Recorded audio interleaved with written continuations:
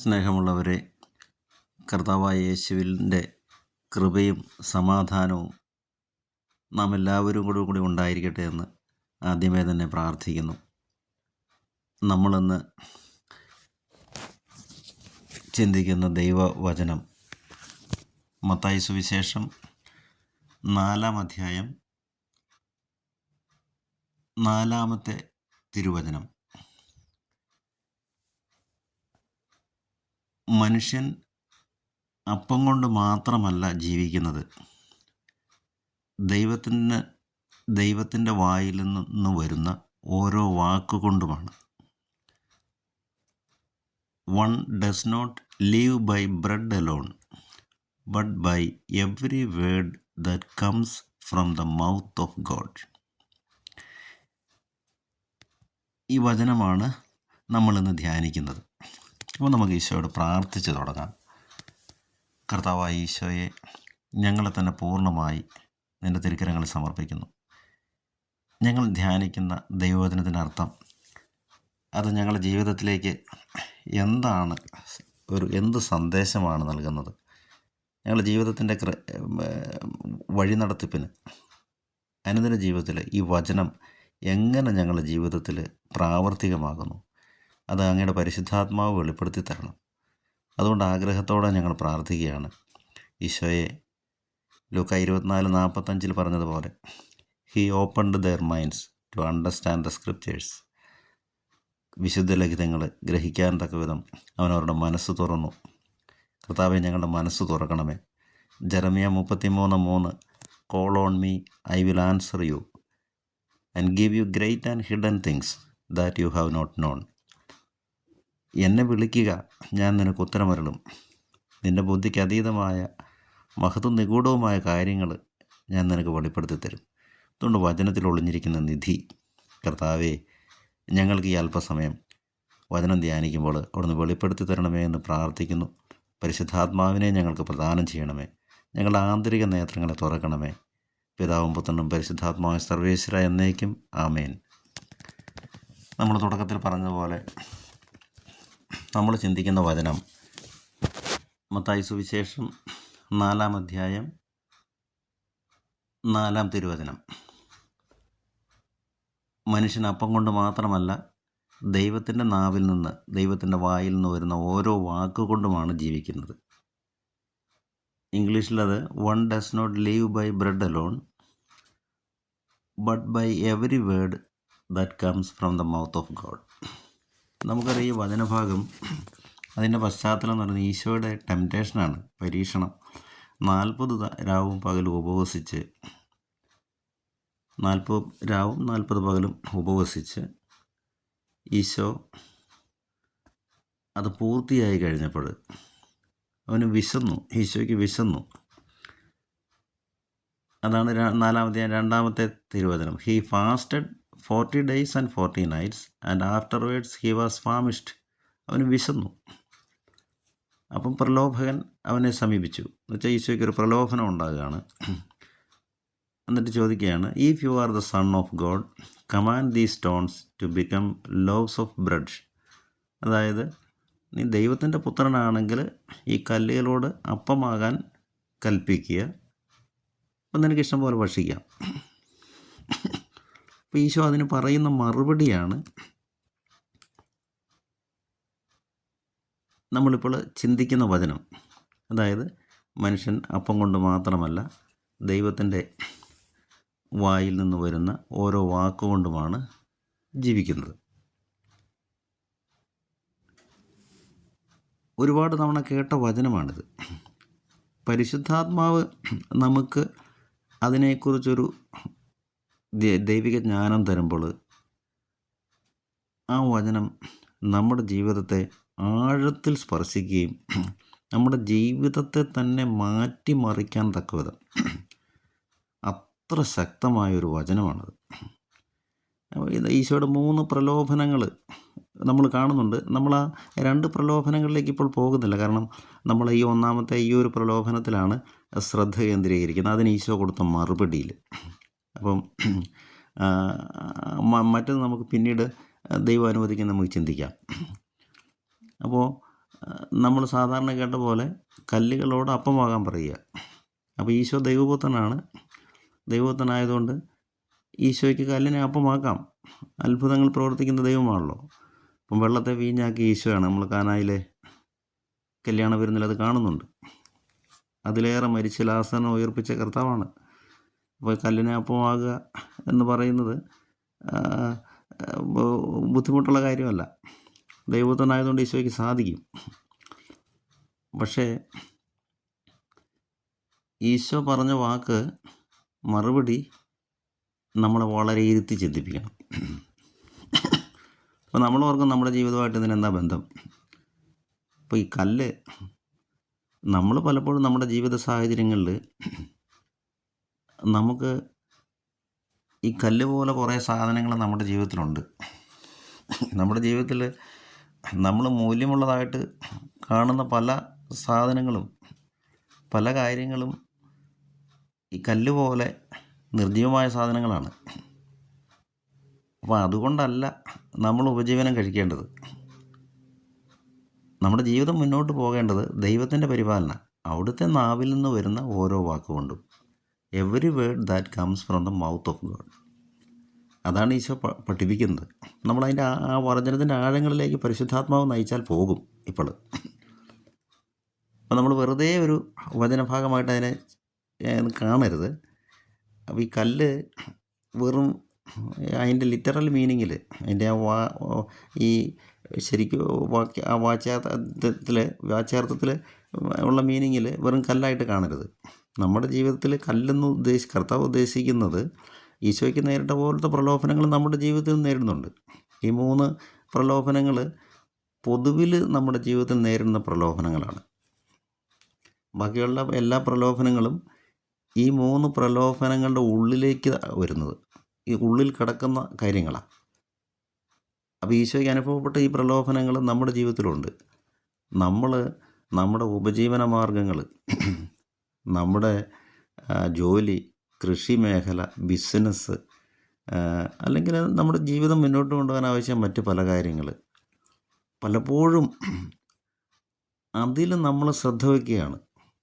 നമുക്കറിയാം ജോലി ഉണ്ടെങ്കിൽ അത് പെട്ടെന്ന് നഷ്ടപ്പെടാം. ഒരു കൃഷി നഷ്ടപ്പെടാൻ അധികം സമയമൊന്നും വേണ്ട. ബിസിനസ് പരാജയപ്പെട്ടു പോകാൻ അധികം സമയം വേണ്ട.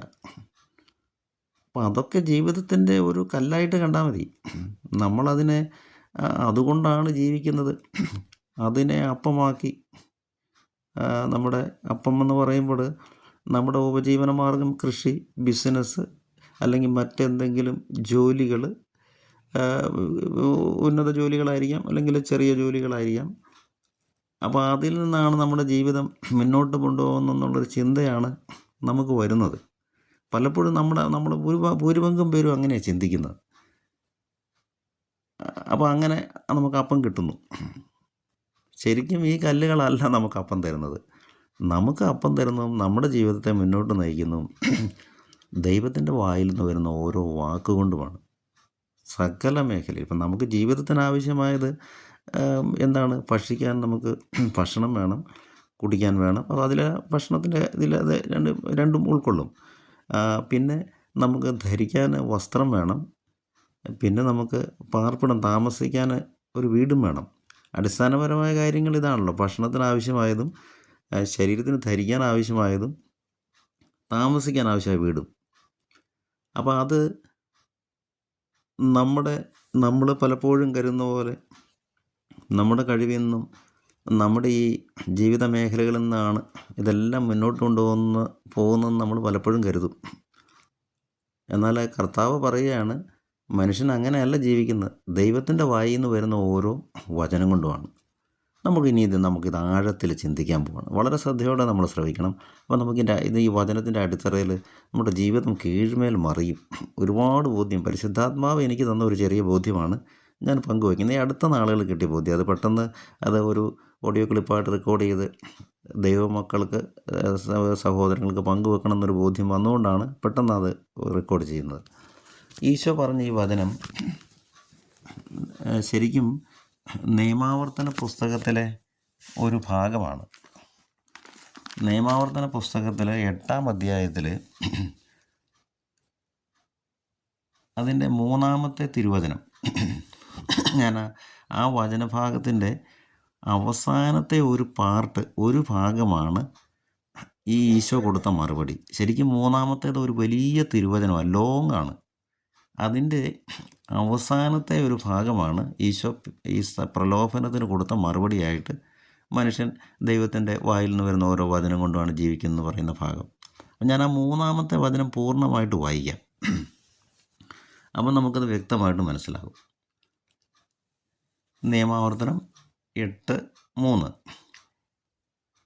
He humbled you by letting you hunger, then by feeding you with manna, with which neither you nor your ancestors were acquainted, in order to make you understand that one does not live by bread alone, but by every word that comes from the mouth of the Lord. അവിടുന്ന് നിങ്ങളെ എളിമപ്പെടുത്തുകയും വിശപ്പറിയാൻ വിടുകയും നിങ്ങൾക്കും നിങ്ങളുടെ പിതാക്കന്മാർക്കും അപരിചിതമായിരുന്ന മന്ന കൊണ്ട് നിങ്ങളെ സംതൃപ്തരാക്കുകയും ചെയ്തത് അപ്പം കൊണ്ട് മാത്രമല്ല, കർത്താവിൻ്റെ നാവിൽ നിന്ന് പുറപ്പെടുന്ന ഓരോ വാക്കുകൊണ്ടുമാണ് മനുഷ്യൻ ജീവിക്കുന്നതെന്ന് നിങ്ങൾക്ക് മനസ്സിലാക്കി തരാൻ വേണ്ടിയാണ്. അപ്പം 3-ാമത്തെ തിരുവചനം, നിയമാവർത്തനം 8:3, അത് പൂർണ്ണമായിട്ടും വായിക്കുമ്പോഴാണ് ഈശോ കൊടുത്ത മറുപടിയുടെ യഥാർത്ഥമായ ആഴം നമുക്ക് വ്യക്തമാകുന്നത്. ഈ ഒരു വചനഭാഗം മാത്രം എടുത്ത് നമ്മൾ ചിന്തിക്കാതെ ഇതുമായിട്ട് ബന്ധപ്പെട്ട് നിൽക്കുന്ന ഇണവചനങ്ങൾ വിശുദ്ധ ബൈബിളിലുണ്ട്. അത് കൂട്ടിച്ചേർക്കുമ്പം ഈ വചനത്തിൻ്റെ മനോഹാരിത, അതിൻ്റെ അർത്ഥം എന്തെന്ന് കർത്താവ് നമുക്ക് നന്നായിട്ട് വ്യക്തമാക്കി തരും. ആ ഇംഗ്ലീഷ് ബൈബിളിൽ അത് വായിക്കുമ്പം കുറച്ചുകൂടി അത് ക്ലിയറാണ്.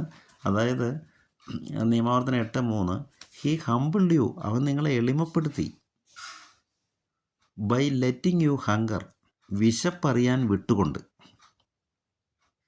Then by feeding you with manna. അപ്പം വിശപ്പറിയിച്ച ശേഷമാണ് ഈ മന്ന കൊടുത്തത്. In order to make you understand that one does not live by bread alone, but every word that comes from the mouth of the Lord.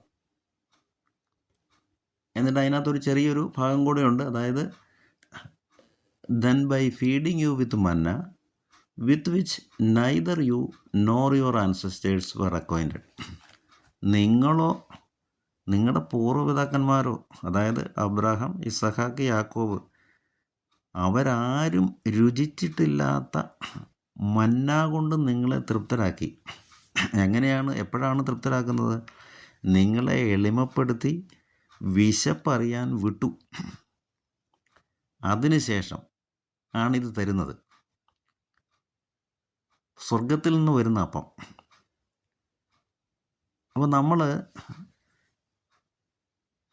ഇത് പൂർണ്ണമായിട്ട് മനസ്സിലാക്കണമെങ്കിൽ ഈ പുറപ്പാട് ഗ്രന്ഥത്തിലോട്ട് കൂടെ പോകണം. പുറപ്പാട് 12-ാം അധ്യായത്തിൽ ഈജിപ്തിൽ നിന്ന് ഈ പെസഹ നടത്തി പുറപ്പെടുന്ന ആ ഒരു ഭാഗം, പെട്ടെന്ന് തിടുക്കത്തിൽ അവർ പുറപ്പെടുകയാണ്. 1-ാം മാസം അതിൻ്റെ 14-ാം ദിവസം മുതൽ പുളിപ്പില്ലാത്ത അപ്പം ഭക്ഷിക്കണമെന്നാണ്. അപ്പോൾ 7 ദിവസത്തേക്ക് പുളിപ്പില്ലാത്ത അപ്പം ഭക്ഷിക്കണം. അപ്പം 14-ാം ദിവസം ഇവർ ഈ ആടിനെ കൊന്ന് അതിൻ്റെ രക്തമൊക്കെ തളിച്ച് അവർക്ക് വീടിന് സംരക്ഷണം കിട്ടാൻ വേണ്ടിയിട്ട്, ആ രക്തം കടലപ്പടിയിലൊക്കെ തടിച്ച വീടുകളിൽ നിന്ന് സംഹാരദൂതന് ഒഴിഞ്ഞുപോയി. നമുക്കറിയാം ആ കാര്യങ്ങൾ. എന്നാൽ ഈജിപ്തിലെ എല്ലാ വീട്ടിലും മറ്റ് ഈജിപ്തുകാരുടെ വീടുകളിൽ കയറി കർത്താവ് ആദ്യജാതരെല്ലാം സംഹരിച്ചു. ഫറവോ മുതൽ സാധാരണ ഈജിപ്ഷ്യൻ വരെയുള്ള എല്ലാവരുടെ വീട്ടിലെയും ആദ്യജാതരെ സംഹരിക്കപ്പെട്ടു. ഇസ്രയേൽ അവരുടെ കുടുംബങ്ങൾ ഈ പെസഹയിൽ നടത്തിയ ആ ബലിയുടെ രക്തം അതെടുത്ത് തളിച്ചത് കാരണം, ദൈവം പറഞ്ഞ അടയാളം കൊടുത്ത കാരണം സംഹാരദൂതനോടെ ഉപദ്രവിച്ചില്ല. പുറപ്പാട് 12:39 ഇങ്ങനെ പറയാണ്, ദേ baked unleavened cakes of dough that they had brought out of Egypt. It was not leavened, because they were driven out of Egypt and could not wait, nor had they prepared any provisions for themselves. ഈജിപ്തിൽ നിന്ന് കൊണ്ടുവന്ന മാവ് പുളിക്കാത്ത മാവായിരുന്നു. അത് ആ മാവ് പെട്ടെന്ന് പാത്രത്തിലാക്കി അവർ തോൾസഞ്ചിയിലിട്ട് കൊണ്ടുവരികയാണ് ചെയ്തത്. അതുകൊണ്ട് അവർ പുളിപ്പില്ലാത്ത അപ്പം ചുട്ടു. തിടുക്കത്തിൽ പുറത്താക്കപ്പെട്ടതിനാൽ യാത്രയ്ക്കായി ആഹാര സാധനങ്ങളൊന്നും ഒരുക്കാൻ അവർക്ക് സമയം ലഭിച്ചില്ല. അപ്പോൾ തിടുക്കത്തിൽ അവർ പുറപ്പെട്ട് അവർ ഈജിപ്തിൽ നിന്ന് പുറത്തു വരികയാണ്. പുറപ്പാട് 16-ാം അധ്യായത്തിലെത്തുമ്പോൾ അതിൻ്റെ 1, 2, 3, 4 വാക്യങ്ങൾ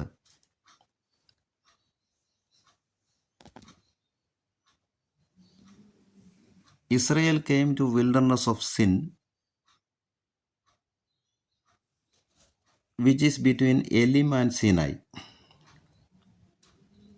on the 15th day of second month, after they had departed from the land of Egypt.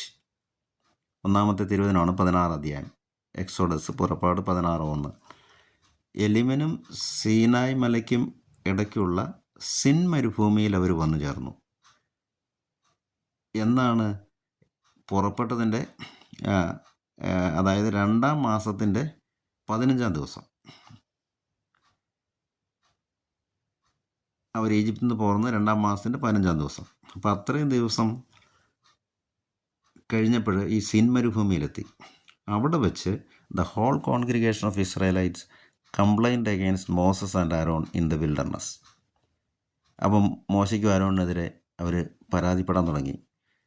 എന്നെ പരാതിപ്പെട്ടത്, ഈജിപ്തിൽ നിന്ന് ഞങ്ങളെ ഈ മരുഭൂമിയിലേക്ക് കൊണ്ടുവന്നത് വിശപ്പ് മൂലം ഞങ്ങൾ മരിക്കാൻ വേണ്ടിയിട്ടാണോ?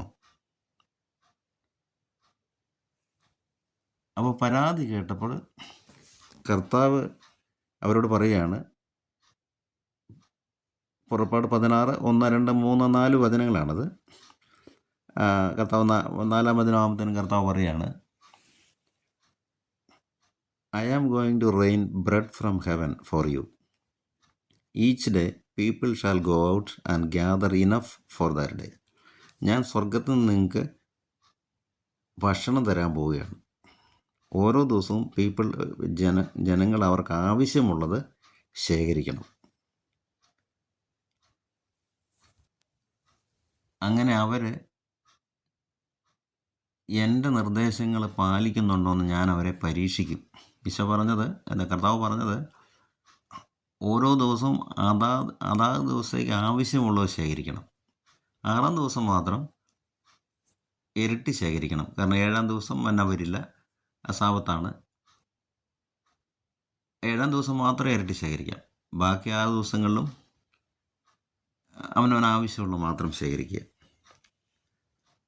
എന്നാൽ പുറപ്പാട് 16:20 എത്തിക്കഴിയുമ്പം നമ്മൾ വായിക്കും, ചിലർ മന്ന പിറ്റേ ദിവസം രാവിലെ വരെ മാറ്റിവെച്ചു. ശേഖരിച്ച മന്ന പിറ്റേ ദിവസം രാവിലത്തേക്ക് വരെ മാറ്റിവെച്ചു. പക്ഷെ ശരിക്കും പറഞ്ഞാൽ പിറ്റേ ദിവസം രാവിലെ അവർക്ക് പുതിയ മന്ന കിട്ടും. അപ്പം അതിൽ വിശ്വാസം അർപ്പിക്കാതെ പിറ്റേ ദിവസം രാവിലത്തേക്ക് ശേഖരിച്ച് വെച്ചു. അപ്പോൾ 16:20 20-ാമത്തെ വചനം പറയുകയാണ്, പിറ്റേ ദിവസത്തേക്ക് മാറ്റിവെച്ച് പുഴുക്കൾ വന്ന് കേടായി, മോശമായിപ്പോയി. ദൈവത്തിൻ്റെ വാക്കനുസരിക്കാതെ അവർ അധികം ഭക്ഷണം ശേഖരിച്ചു, അത് മോശമായിപ്പോയി. ഇപ്പം നമ്മൾ ഈ ഭാഗത്ത് കാണുന്നത്, അവർ തിടുക്കത്തിൽ പുറപ്പെട്ട കാരണം ഭക്ഷണ സാധനങ്ങൾ അവർക്ക് ഉണ്ടായിരുന്നില്ല. അവരുടെ കയ്യിലധികം ഭക്ഷണമൊന്നും കരുതാൻ പറ്റിയിട്ടില്ല. കുറച്ച് പുളിക്കാത്ത മാവൊക്കെ ഉള്ളൂ. ഇപ്പം ഈ 1 മാസം 15 ദിവസത്തോളം അവർ നടന്നു കഴിഞ്ഞപ്പോഴാണ് ഈ സിൻ മരുഭൂമിയിലെത്തുന്നത്. അപ്പോൾ നല്ല വിശപ്പുണ്ട്. ആ സിൻ മരുഭൂമിയിലെത്തുന്നതിന് തൊട്ട് മുമ്പ് അവർക്ക് ആകെ കിട്ടിയത് ചെങ്കടലിൽ നിന്ന് അവർ അത്ഭുതകരമായിട്ട് കടന്ന് ഷൂർ മരുഭൂമിയിലെത്തുകയാണ്. അവിടെ മാറ എന്ന് പറഞ്ഞൊരു സ്ഥലം, ആ മാറ, അവിടെ വെള്ളമുണ്ടായിരുന്നു, പക്ഷേ അത് കുടിക്കാൻ കൊള്ളുകയില്ല, കയ്പ് നിറഞ്ഞതാണ്. അപ്പോൾ അവർ മോശയോട് പരാതിപ്പെട്ടപ്പോൾ കർത്താവ് പറയുകയാണ്, ഒരു തടി കഷ്ണം അതിലിടുക, അങ്ങനെ അത് സ്വീറ്റ് മധുരമുള്ളതായി മാറും. അപ്പോൾ അങ്ങനെ ആ വെള്ളം അവർ കിട്ടി മാറായി എന്ന്, അതായത് ഈ സിൻ മരുഭൂമിയിൽ വരുന്നതിന് മുമ്പ്. അവർക്ക് ഭക്ഷിക്കാൻ ആവശ്യമായത് സാധനങ്ങൾ അവിടെ ഇല്ല. സിൻ മരുഭൂമിയിൽ എത്തിയപ്പോഴാണ് ഇവർ ഭയങ്കരമായിട്ട് പരാതി പറയാൻ തുടങ്ങിയത്. അപ്പോൾ 1 മാസവും 15 ദിവസവും കഴിഞ്ഞു, നല്ല വിശപ്പുണ്ട്. അപ്പം ആ ഭാഗമാണ് നിയമാവർത്തനത്തിൽ മോശ ആവർത്തിച്ച് പറയുന്നത്. He humbled you by letting you hunger. വിശപ്പറിയാൻ വിട്ടു. അപ്പം ഈജിപ്തിൽ നിന്ന് പോകുന്ന ഈ മരുപ്രദേശത്ത് കയറുമ്പോൾ അവർക്ക് ഒന്നും കിട്ടുകയില്ലെന്ന് കർത്താവിനറിയാം. എന്നാൽ പോലും കർത്താവ് വെയിറ്റ് ചെയ്യുക, അവർക്ക് ഭക്ഷണം കൊടുക്കാതെ അവരെ അറിയിക്കാൻ വിടുകയാണ്. അങ്ങനെ അവരെ എളിമപ്പെടുത്തുകയാണ്. അതിന് ശേഷമാണ് അവർക്ക് സ്വർഗത്തിൽ നിന്ന് മന്ന കർത്താവ് കൊടുക്കുന്നത്. അതുകൊണ്ടാണ് നിയമാവർത്തന പുസ്തകം 8-ാം അധ്യായം 3-ാം തിരുവചനത്തിൽ മോശ ഇങ്ങനെ പറയുകയാണ്, വിശപ്പറിയാൻ വിട്ടുകൊണ്ട്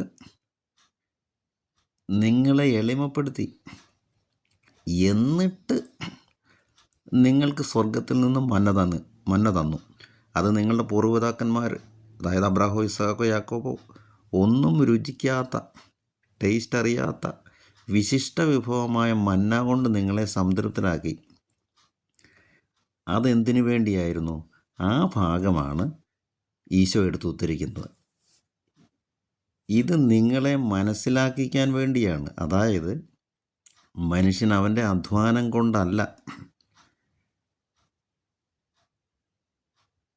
ദൈവത്തിൻ്റെ വായിൽ നിന്ന് വരുന്ന ഓരോ വാക്കുകൊണ്ടുമാണ് ഓരോ ദിവസവും പരിപാലിക്കപ്പെട്ട് മുന്നോട്ട് പോകുന്നത്.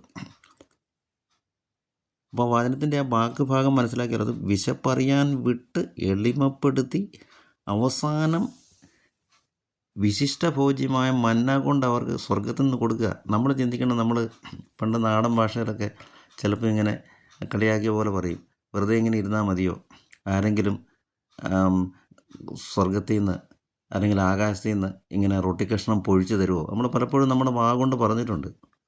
നമ്മളൊന്ന് ചിന്തിക്കണം, നമ്മളങ്ങനെ പറയുമ്പോൾ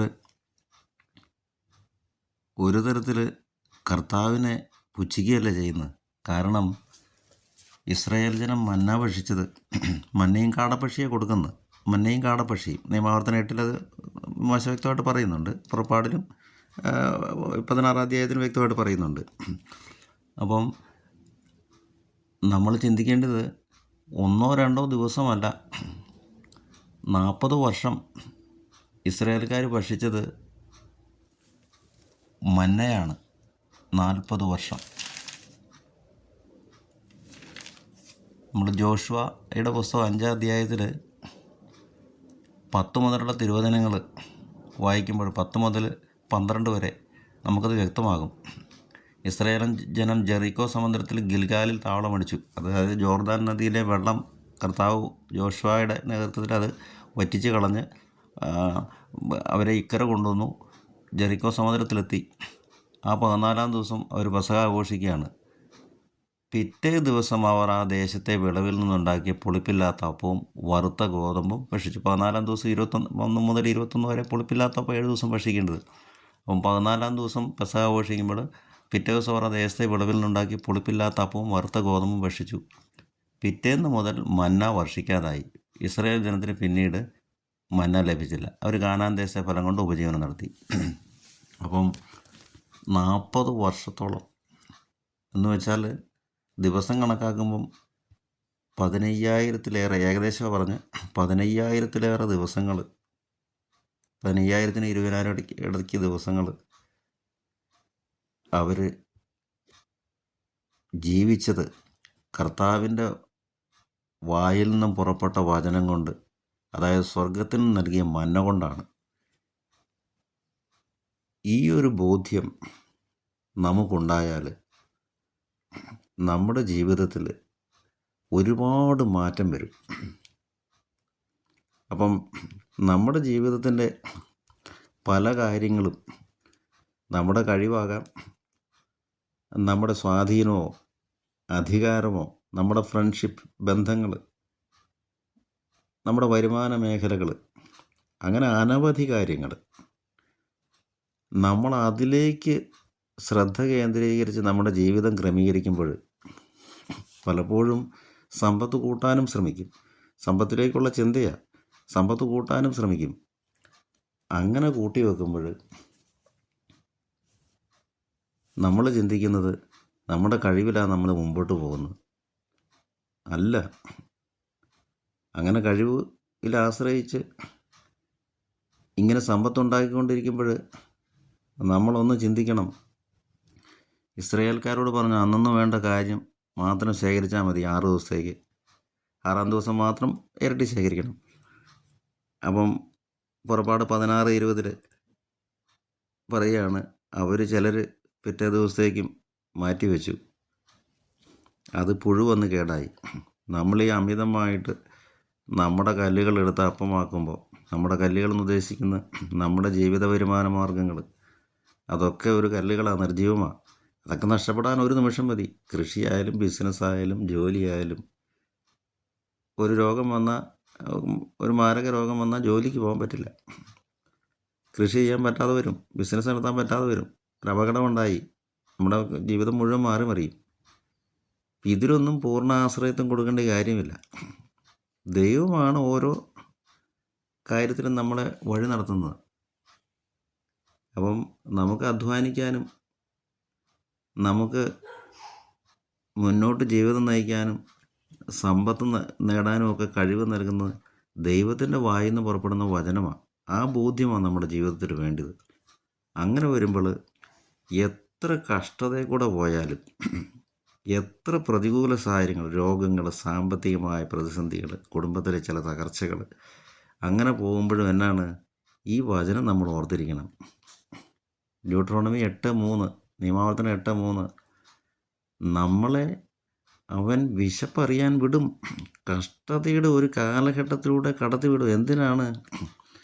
he will humble us by letting us hunger എന്ന് വെച്ചാൽ നമ്മളെ വിശപ്പറിയാനും ബുദ്ധിമുട്ടിലൂടെ വിടും. Then by feeding us with manna, അതിനുശേഷം സ്വർഗീയമായ അപ്പം കൊണ്ട് നമ്മെ പരിപാലിക്കും. അതായത് നമ്മൾ ഇന്നുവരെ അനുഭവിക്കാത്ത ഒരു ദൈവസ്നേഹം നമ്മൾ അനുഭവിക്കും. അതാണ് അതിന് തൊട്ട് താഴെ പറയുന്നത്, ഈ മന്ന നിങ്ങളുടെ പൂർവികന്മാർ രുചിച്ചിട്ടില്ല. അപ്പോൾ ഇന്നുവരെ കാണാത്ത ദൈവസ്നേഹത്തിൻ്റെ പരിപാലന നമ്മുടെ ബുദ്ധിമുട്ടിൽ, നമ്മളെ കുറിച്ച് കുറച്ച് നാളത്തേക്ക് ബുദ്ധിമുട്ടിൽ കൂടെ കർത്താവ് കടത്തിവിടുക. എന്തിനാണ്? എളിമപ്പെടുത്തണം, വിശപ്പറിയാൻ വിടുകയാണ്. എന്തിനാണ്? നമ്മുടെ സകല ചരടും പൊട്ടിക്കഴിയുമ്പോൾ നമ്മളെ ആശ്രയത്വം പൂർണ്ണമായിട്ട് എങ്ങോട്ട് മാറ്റും? കർത്താവിലേക്ക് മാറ്റും. അങ്ങനെ കർത്താവിലേക്ക് മാറ്റുമ്പോൾ വിശിഷ്ടമായ മന്ന കൊണ്ട്, അതായത് വിശിഷ്ടമായ ദൈവസ്നേഹം കൊണ്ട് ദൈവം നമ്മെ നിറയ്ക്കും.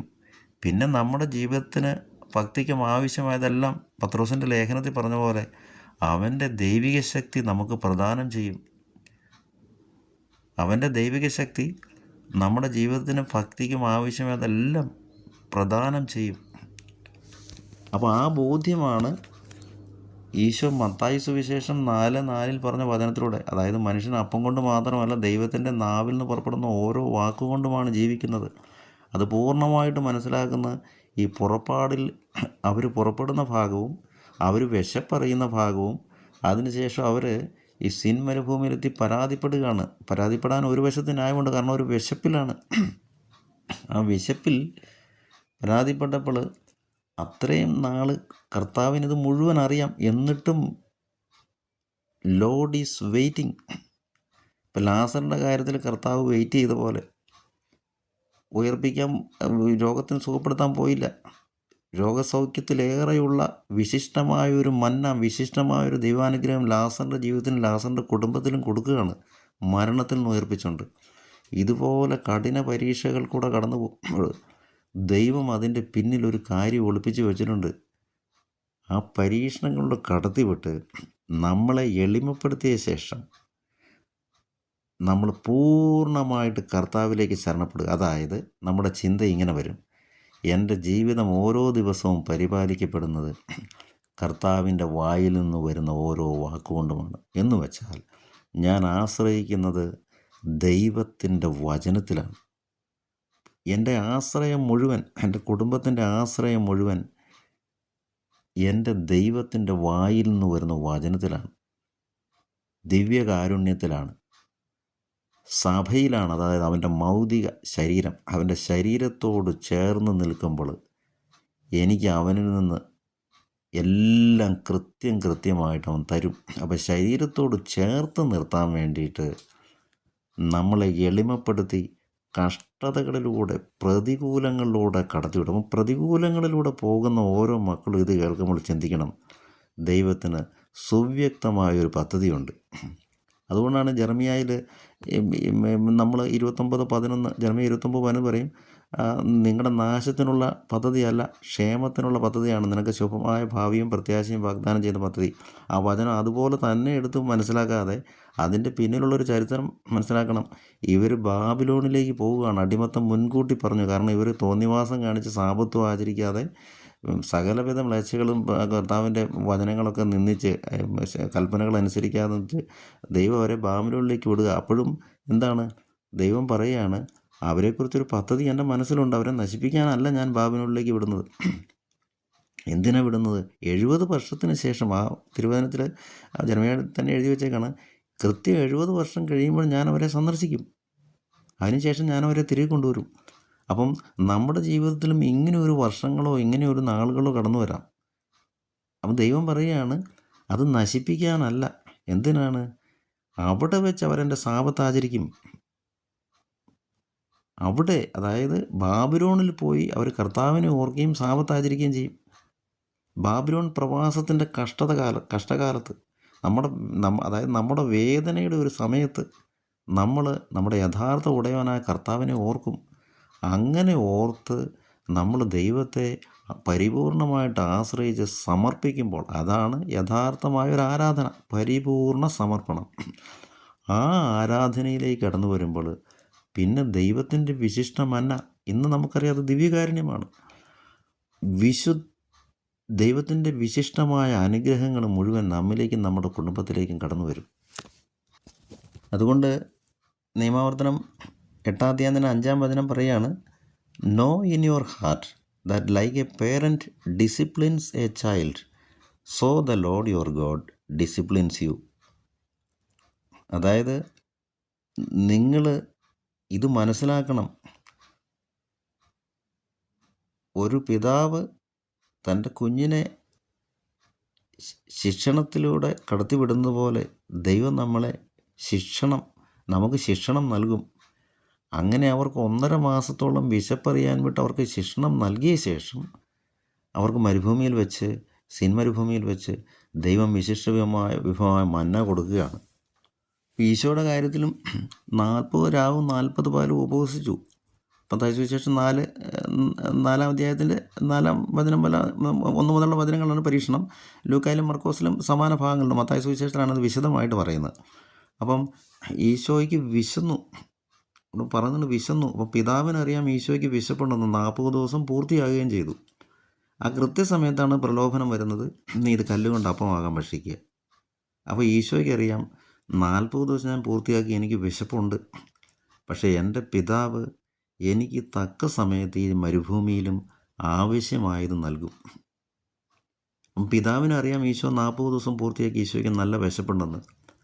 അതിന് പിതാവിനെ കവച്ച് വെച്ച് മറികടന്നുകൊണ്ട് വേറൊരു പ്രലോഭനം വന്നിട്ട്, നീ ഇത് കല്ല് അപ്പമാക്കിയാൽ മതി, കാരണം നീ ദൈവപുത്രനാണല്ലോ. അല്ല, ഈശോ മനുഷ്യപുത്രനായതുകൊണ്ട് പിതാവിന് പരിപൂർണമായിട്ട് സമർപ്പിക്കുകയാണ് ചെയ്ത്.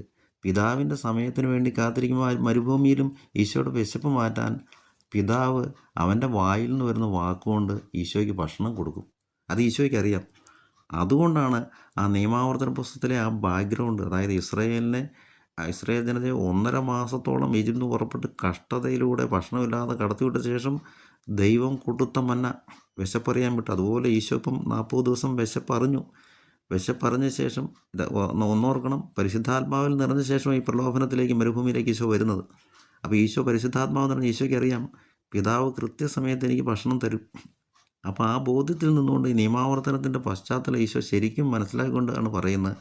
ആ 8-ാം അധ്യായം 3-ാം അധ്യായത്തിൻ്റെ ഒരു ഭാഗം മാത്രം ഈശോ പറയുകയാണ്. അത് മതി സാത്താനെ ഓടിക്കാൻ. ആ 3-ാം അധ്യായം മൂന്നാമത്തെ തിരുവചനം പൂർണ്ണമായിട്ട് പറയേണ്ട കാര്യമില്ല. ഇത് കേട്ടപ്പോൾ തന്നെ സാത്താൻ അറിയാം ഈശോയ്ക്ക് പൂർണ്ണമായിട്ട് ആ കാര്യം അറിയാവുന്ന പിതാവ് തക്ക സമയത്ത് പ്രവർത്തിക്കും. പിന്നെ അവന് ആ പ്രലോഭനത്തിൽ നിന്ന് വിട്ടുമാറുക, വേറൊരു പ്രലോഭനത്തിലേക്കാണ് കൊണ്ടുപോകുന്നത്. അപ്പോൾ നമ്മൾ നമ്മുടെ ആശ്രയത്വം മുഴുവൻ ദൈവത്തിന് വിട്ടുകൊടുക്കണം. അങ്ങനെ വിട്ടുകൊടുക്കാതിരിക്കുമ്പം ഈ കഠിന പരിശോധനയിലൂടെ കർത്താവ് നമ്മളെ കടത്തിവിടും. അത് നമ്മൾ ആശ്രയത്വം ദൈവത്തിലേക്ക് കൊടുക്കാനാണ്. നമ്മൾ പൂർണ്ണമായിട്ട് ദൈവത്തിലേക്ക് ആശ്രയത്വം എപ്പം കൊടുക്കുന്നോ നമ്മുടെ ജീവിത മാർഗങ്ങളിലേക്ക് മാറാതെ, ഇപ്പം നമ്മളൊരു ജോലി ചെയ്യരുതെന്നല്ല, നമ്മൾ കർത്താവിൽ ആശ്രയിച്ചാണ് ജോലി ചെയ്യുന്നത്. ആ ജോലി മേഖലയിലേക്കല്ല കോൺസെൻട്രേറ്റ് ചെയ്യുന്നത്. ഓരോ ദിവസവും എനിക്ക് കർത്താവാണ് എന്നെ വഴി നടത്തുന്നത്. സമ്പത്ത് നേടാനൊക്കെ കർത്താവാണ് എനിക്ക് അനുഗ്രഹം നൽകുന്നത്. അതുകൊണ്ട് നിയമാവർത്തനം 8-ാം അധ്യായത്തിൽ തന്നെ 16-ാമത്തെ തിരുവചനത്തിൽ നമ്മൾ 15-16 വചനങ്ങളുടെ ഭാഗമായിട്ട് വായിക്കുകയാണ്. He made water flow for you from the flint rock. കരിമ്പാറയിൽ നിന്ന് അവൻ നിനക്ക് വെള്ളം നൽകി. And fed you in the wilderness with manna that your ancestors did not know, to humble you and to test you and in the end to do your good. അപ്പോൾ നിങ്ങൾക്ക് മന്ന തന്നത്, പിതാക്കന്മാർ രുചിക്കാത്ത മന്ന തന്നത് നിങ്ങളെ എളിമപ്പെടുത്തി പരീക്ഷിച്ച്, കർത്താവിൻ്റെ വചനം പാലിക്കുന്നുണ്ടോ അതിനനുസരിച്ചാണോ ജീവിക്കുന്നത് പരീക്ഷിച്ച് അതിൻ്റെ അവസാനം നിങ്ങൾക്ക് നന്മ ചെയ്യാനാണ്. അതുകൊണ്ട് അതിനുശേഷം പറയാണ് നിയമാവർത്തനം 8:17, do not say to yourself my power and the might of my own hand have gotten me this wealth. അതായത് നിൻ്റെ ഹൃദയത്തിൽ നീ ഇങ്ങനെ പറയരുത്, എൻ്റെ ശക്തിയും എൻ്റെ കരങ്ങളുടെ ബലവുമാണ് എനിക്ക് ഈ സമ്പത്ത് നേടിത്തന്നത്. അങ്ങനെ ഒരിക്കലും പറയരുത്. എൻ്റെ ജോലിയാണ്, എൻ്റെ ബിസിനസ്സാണ്, എൻ്റെ കൃഷിമേഖലയാണ് എനിക്ക് സമ്പത്ത് നേടിത്തരുന്നത് നീ പറയരുത്. അതല്ല നിനക്ക് സമ്പത്ത് നേടിത്തരുന്നത്. 18-ാമത്തെ തിരുവചനത്തിൽ വീണ്ടും പറയുകയാണ്, നിയമാവർത്തനം 8:18, but remember the Lord your God, for it is he who gives you power to get wealth, so that he may confirm his covenant that he swore to your ancestors. അവന് ആൻസസ്റ്റേഴ്സിന് കൊടുത്ത ഉടമ്പടി, പൂർവ്വപിതാക്കന്മാർക്ക് കൊടുത്ത ഉടമ്പടി സ്ഥിരീകരിക്കേണ്ടതിന് സമ്പത്ത് നേടാൻ നിങ്ങൾക്ക് ശക്തി തരുന്നത് നിങ്ങളുടെ കർത്താവാണെന്ന് നിങ്ങൾ ഓർക്കണം. അങ്ങനെയാണ് 18-ാമത്തെ തിരുവചനം. അതായത് ഉടമ്പടി സ്ഥിരീകരിക്കുമ്പോഴും നമ്മൾ അബ്രാഹത്തിൻ്റെ ഉടമ്പടിയാണ് പറയുകയാണ്, നിന്നെ ഞാൻ ഒരു അനുഗ്രഹമാക്കും, എല്ലാ കാര്യത്തിലും നിന്നെ ഞാൻ അനുഗ്രഹിക്കും. ആ ഉടമ്പടി സ്ഥിരീകരിക്കുന്നത് എങ്ങനെയാണ്? നമുക്ക് സമ്പത്ത് നേടാൻ വേണ്ട, അന്നത്തെ കാലത്ത് ആടും മാടുകളുമാണ്, അത് നേടാൻ വേണ്ട കരുത്ത് കർത്താവ് കൊടുക്കുകയാണ്. ഇന്നത്തെ കാലത്ത് നമുക്ക് കൃഷിമേഖലയുണ്ട്, ബിസിനസ്സുണ്ട്, ജോലിയുണ്ട്. അപ്പം ഇത് നേടാൻ കരുത്ത് തരുന്ന ആരാണ്? അന്ന് അബ്രാഹത്തിനൂടെ പറഞ്ഞ കർത്താവ്, അതായത് ഞാൻ നിന്നെ എല്ലാ കാര്യങ്ങളിലും അനുഗ്രഹിക്കും. ആ അനുഗ്രഹമാണ്, ദൈവത്തിൻ്റെ അനുഗ്രഹമാണ് എല്ലാറ്റിൻ്റെ അടിസ്ഥാനം. അപ്പോൾ ആ അനുഗ്രഹം കൊണ്ടാണ് എന്ത് വരുന്നത്? നമുക്ക് ഈ അധ്വാനിക്കാനും, കുടുംബത്തിന് വേണ്ടി ജോലി ചെയ്യാനും, കുടുംബത്തിന് വേണ്ടി കൃഷിഭൂമിയിൽ അധ്വാനിക്കാനും, ബിസിനസ് ചെയ്യാനും, മറ്റ് ജീവിതമാർഗ്ഗങ്ങൾ എല്ലാം ചെയ്യാനും നമുക്ക് ഓരോ ദിവസവും അല്ലെങ്കിൽ ഓരോ നിമിഷവും ആരോഗ്യവും ശക്തിയും ബലവും എല്ലാം നൽകുന്നത് അബ്രാഹത്തിന് കൊടുത്ത ഉടമ്പടിയിലെ അനുഗ്രഹമാണ്. I will bless you. ആ കർത്താവിൻ്റെ അനുഗ്രഹം തലമുറകളിലൂടെ നമ്മുടെ ജീവിതത്തിലേക്ക് കടന്നു വരുന്നത് കൊണ്ടാണ് നമുക്ക് ഇങ്ങനെ ഈ സമ്പത്ത് നേടാനും നമ്മുടെ ജീവിതം നിലനിർത്താനും മക്കളെ പോറ്റാനും ഒക്കെ തരുന്നത്. അല്ലാതെ നമ്മൾ ചിന്തിക്കരുത് നമ്മുടെ കഴിവുകൊണ്ടാണ്, നമ്മുടെ ശക്തി കൊണ്ടാണ്, നമ്മുടെ കൈയുടെ ബലം കൊണ്ടാണ്. അങ്ങനെ പലപ്പോഴും നമ്മൾ പറഞ്ഞു പോകണം. അതിനൊക്കെ നമ്മൾ മാപ്പ് ചോദിക്കണം. അപ്പോൾ അതുകൊണ്ടാണ് അങ്ങനെയൊക്കെ മനസ്സിലാക്കി കഴിയുമ്പോഴാണ് ഈ മത്തായി 4:4 ഈശോ പറഞ്ഞ വചനവും പിശാചിനെ നേരിട്ട ആ വചനവും അത് എൻ്റെ റെഫറൻസായ നിയമാവർത്തനം 8 അതിൻ്റെ അത് 3-ാമത്തെ തിരുവചനവും, മനുഷ്യനെ അപ്പം കൊണ്ട് മാത്രമല്ല ദൈവത്തിൻ്റെ വായന, വരുന്ന വചനം കൊണ്ടാണ് ജീവിക്കുന്നത്. ആ വചനത്തിൻ്റെ പൂർണ്ണ അർത്ഥം ഗ്രഹിച്ചാൽ, ഇപ്പോൾ പറഞ്ഞെന്ന് നമുക്ക് ഏകദേശം ഒരു ധാരണ കിട്ടിക്കാണും. നമ്മൾ അബ്രാഹത്തിലാണ് ഒരു തിരഞ്ഞെടുപ്പ് ദൈവം നടത്തുന്നത്. ഞാൻ നിന്നെ അനുഗ്രഹിക്കും. അബ്രാഹത്തിലൂടെ ദൈവം സകല മക്കളെയും അനുഗ്രഹിക്കുകയാണ്. അപ്പോൾ ആ അനുഗ്രഹത്തിൻ്റെ ഉറപ്പിക്കുന്നതാണ് ഈ മന്ന കൊടുക്കലിൽ ആദ്യം കർത്താവ് നടത്തുന്നത്. മനുഷ്യൻ്റെ പ്രയത്നം, അധ്വാനമല്ല, ദൈവത്തിൻ്റെ ദയയാണ് എല്ലാറ്റിൻ്റെ അടിസ്ഥാനം. റോമാലേഖനത്തിൽ നമ്മളത് വായിക്കും. മനുഷ്യൻ്റെ ആഗ്രഹമോ പ്രയത്നമൊന്നും അല്ല, ദൈവത്തിൻ്റെ ദയയാണ്. ദൈവം ദയാപൂർവ്വം നമുക്ക് ആവശ്യമായത് ഓരോ ദിവസവും. അതുകൊണ്ടാണല്ലോ സ്വർഗ്ഗസ്വനായ പിതാവേ നമ്മൾ പ്രാർത്ഥിക്കുന്നത്, അന്നു വേണ്ട ആഹാരം ഇന്ന് ഞങ്ങൾക്ക് തരണമേ എന്നൊക്കെ പറഞ്ഞ് പ്രാർത്ഥിക്കുന്നത്. അതുകൊണ്ട് നമുക്ക് പരിപൂർണമായിട്ട് ദൈവത്തിൽ ആശ്രയിക്കണം. ഏത് ബുദ്ധിമുട്ടേറിയ സാഹചര്യങ്ങൾ കടന്നു പോകുമ്പോൾ കർത്താവിന് ഒരു പദ്ധതിയുണ്ട്. അതുകൊണ്ടാണത്. ആ ബുദ്ധിമുട്ടേറിയ സാഹചര്യം എന്നെ എളിമപ്പെടുത്താൻ, എന്നെ വിശപ്പറിയാൻ വിടുക, എൻ്റെ കഠിന സഹനത്തിലൂടെ വിടുക. രോഗമായിട്ട്, സാമ്പത്തിക പ്രതിസന്ധി ആയിക്കോട്ടെ, മറ്റു പ്രതിസന്ധി എന്തുമായിക്കോട്ടെ, ആ ഒരു ബോധ്യം നമുക്ക് ഈ വചനത്തിലൂടെ കിട്ടും. വചനം ഇതാണ്: മത്തായി 4:4, നിയമാവർത്തനം 8:3. ആ രണ്ടും ബന്ധിപ്പിച്ച് വായിക്കണം. അപ്പം നമ്മുടെ ജീവിതത്തെ, പ്രതിസന്ധിയെ മറികടക്കാനുള്ള വലിയ ശക്തി കർത്താവ് തരും. കാരണം അനുഗ്രഹം അബ്രാഹത്തിൽ കർത്താവ് തന്നു കഴിഞ്ഞു. ആ അനുഗ്രഹം നമ്മുടെ തലമുറകളിലൂടെ വരും. ആ ഉടമ്പടിയോട് ചേർന്ന് നിൽക്കണം. എങ്ങനെ? അബ്രാഹത്തിൻ്റെ സന്തതിയായ യേശുക്രിസ്തുവിനോട് ഐക്യപ്പെട്ട് യേശുക്രിസ്തുവിൻ്റെ പ്രബോധനത്തിൽ, സ്നേഹത്തിൻ്റെ കൽപ്പനയിൽ നിലനിന്നാൽ, അവൻ്റെ ശരീരത്തോട് ചേർന്ന് നിന്നാൽ, ബാക്കി നമ്മുടെ ജീവിതത്തിനും ഭക്തിക്കും ആവശ്യമായതെല്ലാം അവൻ്റെ മഹത്വത്തിന് സമ്പന്നനിൽ നിന്ന് അവനത് നമുക്ക് വേണ്ടത് മുഴുവൻ തരും. അതോടൊപ്പം ഏറ്റവും പ്രധാനമായ നിത്യജീവിതം, അതിലേക്ക് ആത്മാവിൻ്റെ പോഷണം, ദിവ്യകാരുണ്യം തന്ന് ഓരോ ദിവസവും നമ്മൾ നയിക്കും. അതുകൊണ്ട് നമുക്ക് പ്രാർത്ഥിക്കാം. ഈശോയെ, ഞങ്ങൾക്ക് ഈ സമയം, ഈ അല്പസമയം ഞങ്ങൾക്ക് തന്ന വചനബോധത്തെ ഓർത്ത് ഞങ്ങൾ നന്ദി പറയുന്നു. ഓ കർത്താവേ, പരിപൂർണമായിട്ട് അങ്ങിൽ ശരണപ്പെട്ടുകൊണ്ട്, ഞങ്ങളുടെ അധ്വാനമോ പ്രയത്നമോ ഞങ്ങളുടെ കഴിവോ ബുദ്ധിയോ ഒന്നുമല്ല, അവിടുത്തെ വചനം, അവിടുത്തെ അനുഗ്രഹം, അതാണ് ഞങ്ങളുടെ ജീവിതത്തിൻ്റെ, ഞങ്ങളുടെ കുടുംബത്തിൻ്റെ അടിസ്ഥാനം. ആ ചിന്തയിലേക്ക് എപ്പോഴും ഞങ്ങളെ നയിക്കണം. ഓരോ നിമിഷവും അവിടുത്തെ പരിപാലനയിലാണ് ഞങ്ങൾ ജീവിക്കുന്നതെന്നുള്ള വലിയ ബോധ്യം നല്ല ഈശോയെ ഞങ്ങൾക്ക് ഓരോരുത്തർക്കും നൽകണമേ എന്ന് ഞങ്ങൾ പ്രാർത്ഥിക്കുന്നു. നിത്യം പിതാവും പുത്രനും പരിശുദ്ധാത്മാവായ സർവേശ്വര എന്നേക്കും. ആമേൻ.